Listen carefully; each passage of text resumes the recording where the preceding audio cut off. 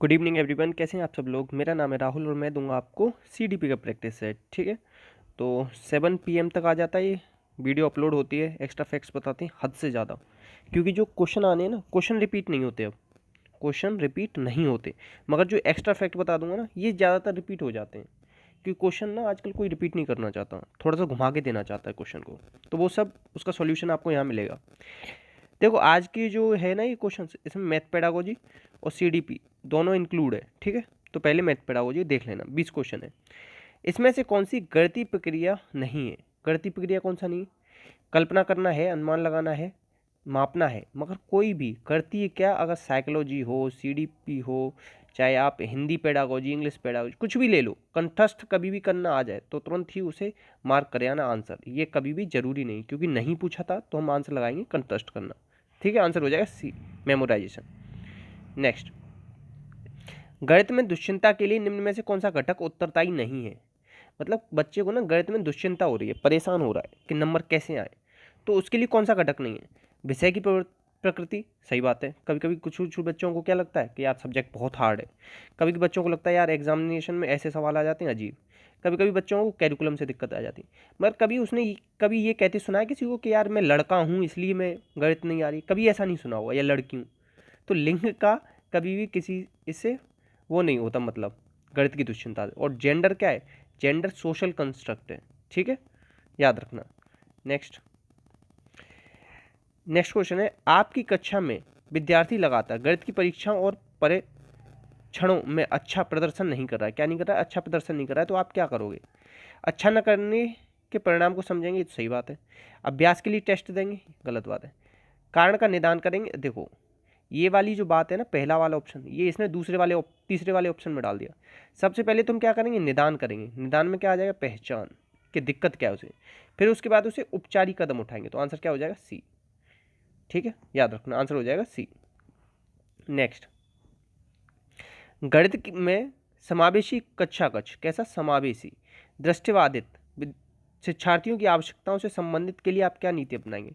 मतलब आपकी क्लास जो है ना, उसमें कुछ दृष्टिबाधित हैं, मतलब कि अंधे बच्चे हैं, तो उनके लिए आप क्या आवश्यकताओं को संबोधित करने के लिए क्या नीति अपनाओगे?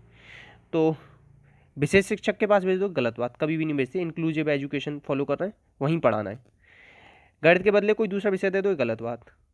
उच्च अंक प्राप्त करने वालों के साथ उन्हें जोड़ दो, गलत बात।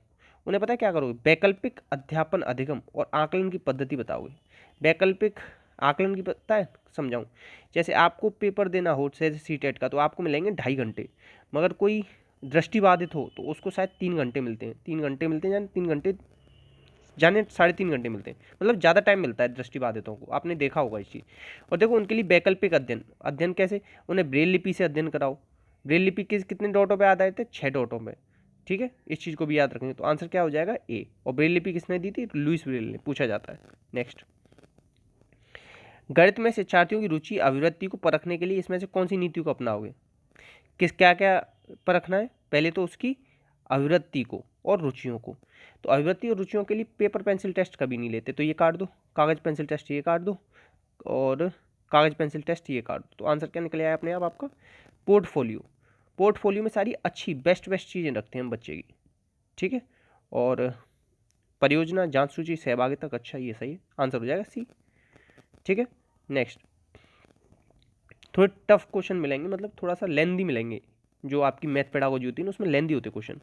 कक्षा तीसरी में गुणन की इकाई की अनुमोदित मूल संकल्पना क्या है? तो देखो, इसमें से जो मूल संकल्पना है वो है उसकी गणन का गुणधर्म और समूह, ये है इसकी मूल संकल्पना। अगर आप लोग एनसीएफ 2005 पढ़ोगे ना, वहाँ आपको ये सब लिखा हुआ है। अगर आप में से किसी ने न पढ़ा हो और सीटेट देने जा रहा हो, तो मैं आपसे अनुरोध करूंगा कि एक बार पढ़ के जाना, क्योंकि आपके कम से कम ना 30 से 40 क्वेश्चन इस एनसीएफ के ही आसपास घूमते रहते हैं सीटेट के। अब देखो और कैसे गलत है। 2 डिजिट का नंबर सिखाएंगे, इसने यहाँ पे ना बांध दिया बच्चे को, केवल 2 डिजिट। ये 3 डिजिट, ये भी बांध दिया। अब word problem based on multiplication, ये क्या कह रहा है? केवल वर्ड प्रॉब्लम क्या आता है? यहाँ पे प्रॉपर्टीज ऑफ मल्टीप्लिकेशन, ऑर्डर और ग्रुप प्रॉपर्टी, ये सब आ रही हैं। तो आंसर क्या हो जाएगा? बी। नेक्स्ट, कक्षा 4 के लिए समय के मूल्यांकन का प्रचलन होगा, क्या होगा?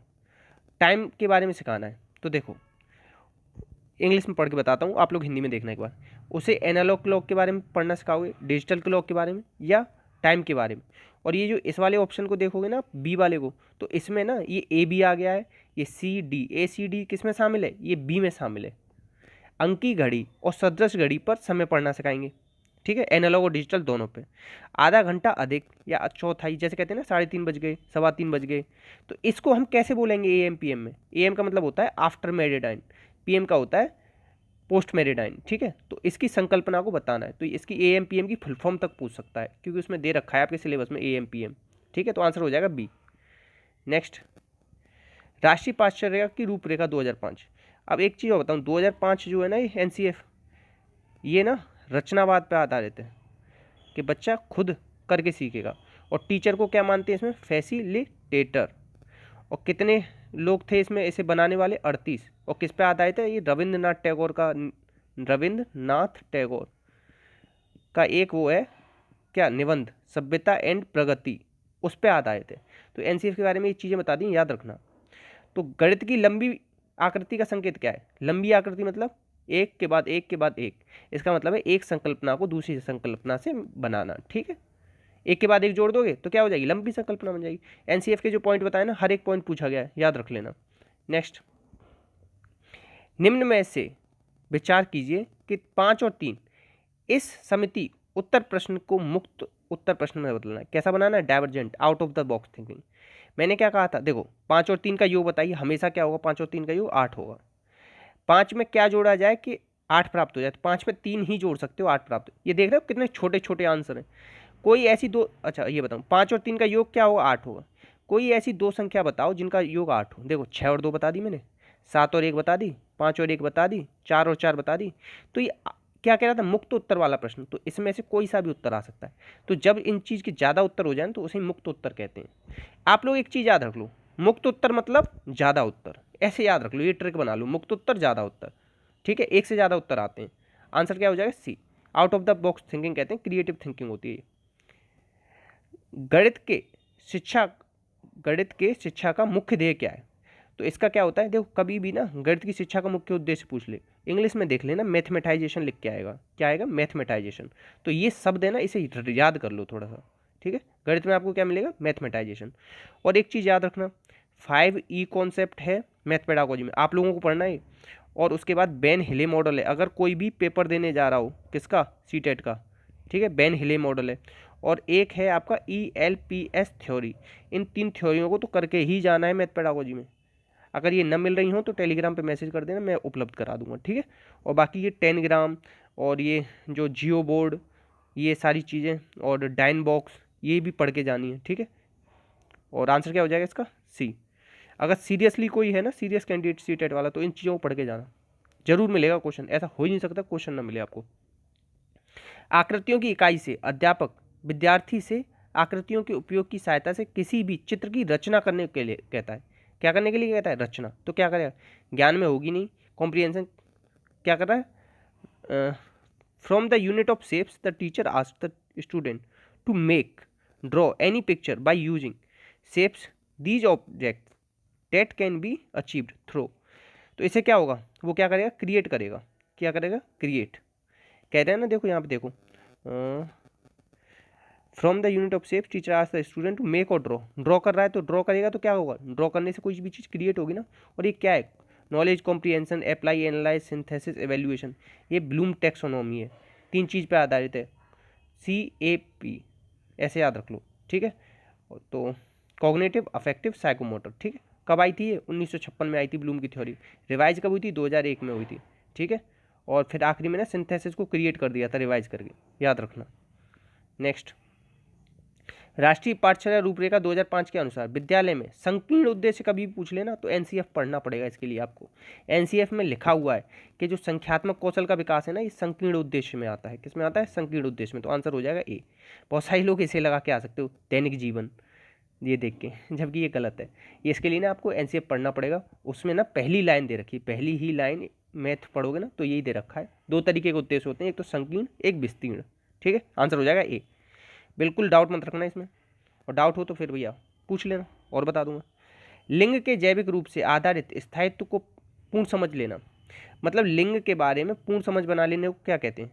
तो देखो सबसे पहले होता है जेंडर लेवलिंग, ठीक है, फिर आती है जेंडर स्टेबिलिटी, फिर आती है कंसिस्टेंसी। तो ये है जेंडर कंसिस्टेंसी। अब इसे लिंग भक्ति नहीं कहते, यहाँ से देख के बता रहा हूँ मैं आपको। इसका जो हिंदी होगा वो आप लोग ट्रांसलेट करके देख लेना क्या कहते हैं जेंडर कंसिस्टेंसी को, ठीक है। मुझे भी नहीं मिल पाई थी क्या कहते हैं, ठीक है। सबसे पहले लेबलिंग आता है, फिर स्टेबिलिटी, फिर कंसिस्टेंसी। नेक्स्ट। अच्छा, सुबह हिंदी की वीडियो आती है एक, उसे भी देखा करो अगर कोई नहीं देखता हो तो। विद्यालय यात्रा पर जाने के लिए पोती को अपने पिता से बहस करते हुए देखकर दादी कहती है, क्या कहती है? दादी, तुम अच्छी लड़की की तरह आज्ञाकारी क्यों नहीं हो? तुम लड़कों की तरह व्यवहार करोगी तो तुमसे कौन शादी करेगा? यह कथन किसको प्रतिबिंबित कर रहा है? मतलब विद्यालय यात्रा पर जाने के लिए लड़की कह रही है अपने पापा से कि मुझे जाने दो, तो दादी कह रही है लड़कों की तरह बिहेव मत करो। तो ये सब क्या है? ये सारी बातें कभी भी, एक चीज़ बताऊं, कभी भी दादी या दादा लिख के आ जाएं इस तरीके से और कह रहे हो कि ऐसे बिहेव क्यों कर रही हो, ऐसे क्यों नहीं कर रही हो, तो ये हमेशा क्या होता है? ये हमेशा ही 100% के बारे में बता रहा हूँ, 100% ये जेंडर स्टीरियोटाइप होगा। क्या होता है? रूढ़िवादी धारणा होती है। रूढ़िवादी समझ रहे हो? रूढ़िवादी वो होती हैं जो पीढ़ियों से चली आ रही हैं, ठीक है। आंसर क्या होगा? आंसर हो जाएगा बी। नेक्स्ट। अच्छा, कभी भी ना 50% तो मतलब सीटेट के क्वेश्चन सॉल्व करने का तरीका यही है कि पॉजिटिव वे में लेना बच्चे को, हमेशा हमेशा बच्चे को पॉजिटिव लेना, 50% क्वेश्चन सॉल्व हो जाएंगे पेडागोजी के। वह प्रक्रिया जिसके द्वारा पृष्ठभूमि की परवाह किए बिना अवसरों को सुनिश्चित करने का प्रयास किया जाता है, चाहे विविधता का सूचकांक कुछ भी हो। तो मतलब क्या है, क्या कर रहा है वो? ये कर रहा है, देखो इंग्लिश में पढ़ो। The process by which efforts are made to ensure opportunity for all regardless for their background. तो ये इसे पता है क्या कहते हैं? इसे कहेंगे आप सोशल नहीं है, सेग्रेशन नहीं है, तो ये क्या है? शिक्षा का अधिकार। क्या है? शिक्षा का अधिकार, ठीक है। नहीं, रुको एक बार, इसे कहेंगे आप,